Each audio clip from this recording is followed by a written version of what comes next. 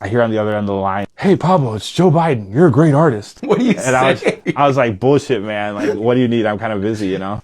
We're here in the nation's capital to meet with the best reporter in the city and the best oil painter. They're the same person.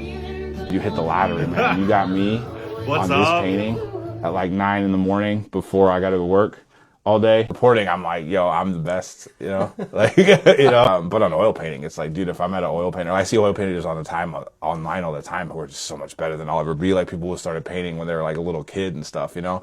I never thought of myself as so much as a oil painter as a salesman, right?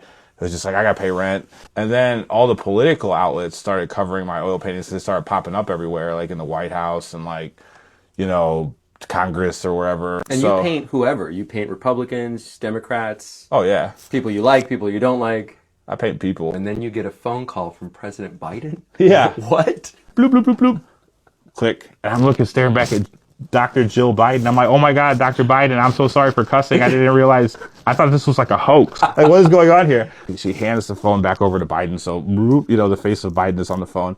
She's like, man, I just want to say you're a great artist, man. I really appreciate the painting you did of me and Jill. I'm like, oh my God, yeah, this is great. And so I turn to the press gallery. I'm like, this is amazing, Mr. President. And so I'm in the press gallery. And I'm like, hey guys, the president's on the phone, right? They look up and all of a sudden there's like 25 reporters. We're all on FaceTime with Joe Biden. They're like, oh my God. How did this all start, Pablo? Well, it started when a package thief left a box outside my doorstep with an acrylic painting kit. I just put it on my table and was like, I had it up for like 6 months. And then one day I was moving apartments, so I had a party. And I was like, I need to get rid of this. It's just been taking up space on my table. So I told everybody at the party to put 2 brush strokes down on this canvas, right? And then a few days later, one of my ex-girlfriends came over and was just like, this is so cool. Like, will you sell it to me? And I was just like, sure. Like, she's like, how much? I'm like, I don't know, like $50. How about that? She's like, no problem. Like, she was just like, whatever. So I was like, well, how much does a canvas cost? 5 canvases for $20. So it's $4 a canvas. I was like, for $4 a canvas, all I need to do is put the time into making a face. And I'm like, I need a really distinct face in Congress.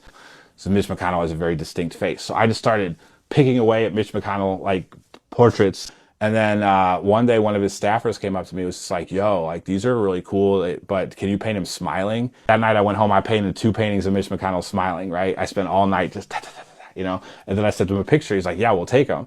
And I, of course, went through a whole fucking Capitol. Like, I got oil paintings hanging in Mitch McConnell's office now. You know, everybody's like, wait, what? So I was like, what's the opposite of Mitch McConnell? It's like Ilhan Omar, like both visually and politically. So I paint like just a banger of Ilhan Omar. And next thing you know, like somebody came by and bought that, you know. I've done Mike Johnson probably like 4 or 5 times now. And people just like are into it, you know what I mean? Because it's an oil painting and there's nobody else doing it.